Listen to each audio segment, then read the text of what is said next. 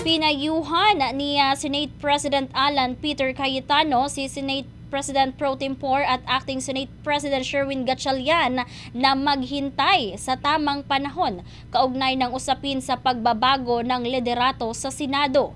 Nagsimula ang issue matapos ang mga kaganapan sa plenary session noong Hunyo 3 kung saan dumalo si Senador Francis Escudero at nakatulong sa pagkumpleto ng quorum sa 12 senators upang maipagpatuloy ang sesyon. Dahil dito nabuksan ang usapin sa liderato ng Senado at pansamantalang nabakante ang ilang posisyon, kabilang ang pagiging Senate President Pro Tempore na naihalal kay Gatchalian at kalaunay idiniklarang Acting Senate President.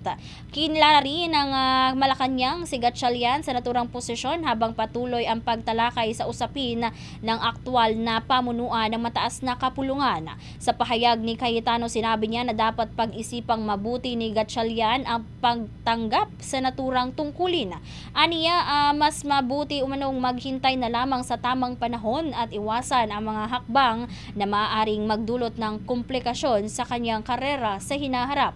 Dagdag pa niya, dapat umiwas sa anumang hakbang na maaaring questionin ang legalidad upang hindi mapahamak ang sinumang opisyal.